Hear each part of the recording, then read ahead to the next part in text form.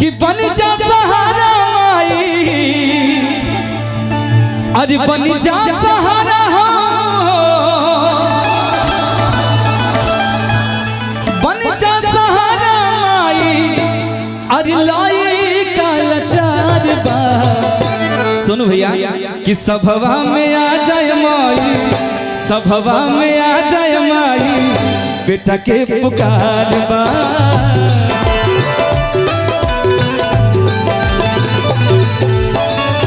सभवा में आ जाए माई, बेटा के पुकार बा।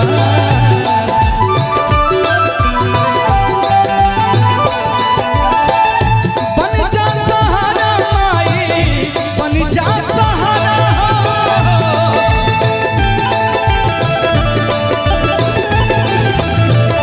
बन जा सहारा माई, लाई का लाचार बा। सभवा में आ जाए माई, सभवा में आ जाए माई, बेटा के पुकार बा।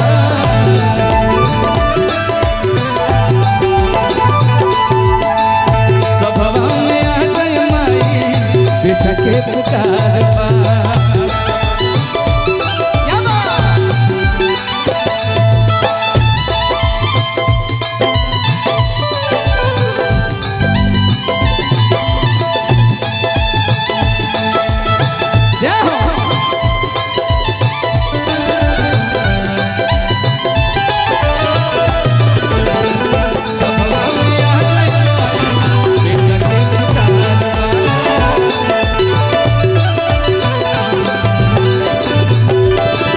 अच्छा, मैं एक सवाल आपसे पूछना चाहता हूं कि भोजपुरी समझ में आता है ना सभी को?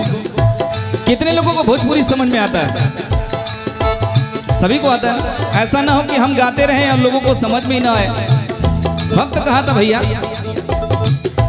हो दुलारी बड़ी दुलारी, बड़ी दुलारी,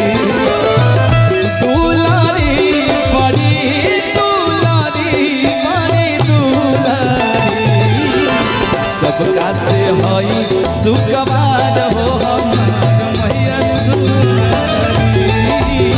सबका से हई सुगवार हो हमार मैया सुनारी।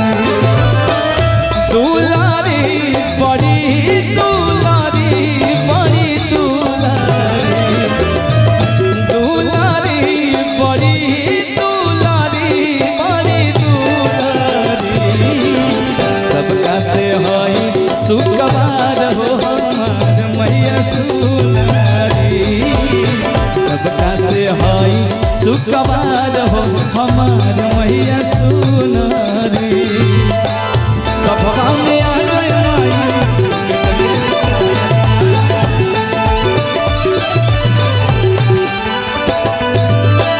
भक्त कहा था कि हे माई, आज बेटा के लाज बचावे के बाद कैसे कहता, हो बुझ मजबूरी मोर ए हो जग जननी।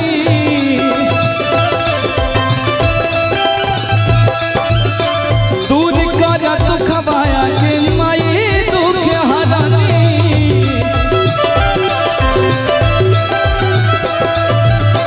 बुझ मजबूरी मोर ए हो जग जननी।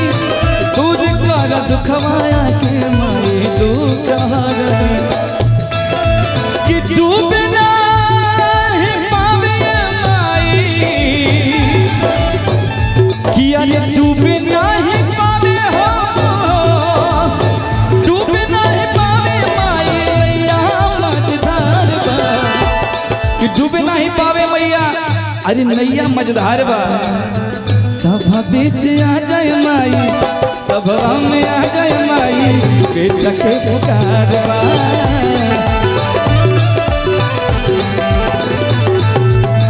सभवा में आ जाए माई, बेटा के पुकार बा।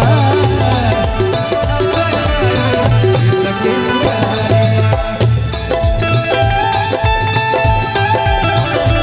क्या होता है?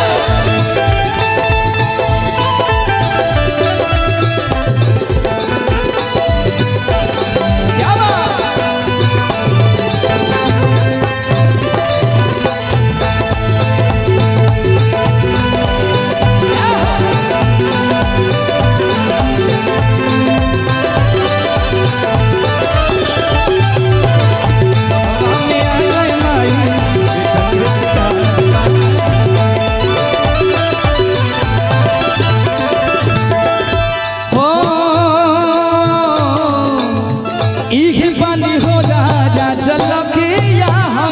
हो।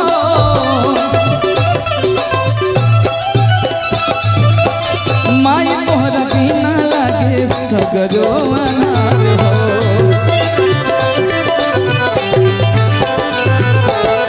इह पानी हो जा रखला जिया हमारा हो। माई तोहरा बिना लागे सगरो अनार हो। कि शेरा लोहार पारे, अरे शेरा लोहार हो, शेरा लोहार पारे पाइया तोहार बा। कि शेरा लोहार पड़े है माई पैया तोहार बा। जितना भी भक्त लोग आयल बस सब कोई पैया पड़ता। कि शेरा लोहार पड़े अरे पाइया तोहार बा। कि सभवा में आ जाय माई पलका लाचार बा।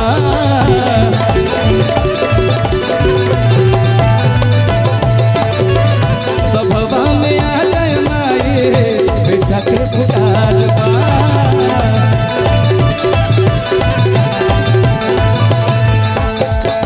बन जा सहारा माई, बन जा सहारा हो, बन जा सहारा माई लाई का लाचार बा। सभवा में आ जाय माई बेटा के पुकार बा।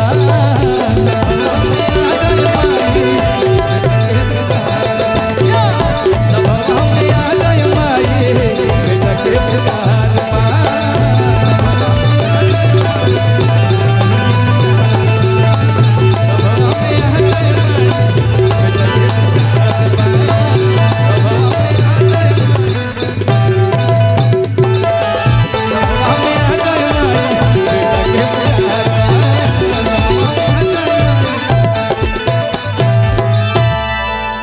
प्रेम से बोलिए सच्चे दरबार की।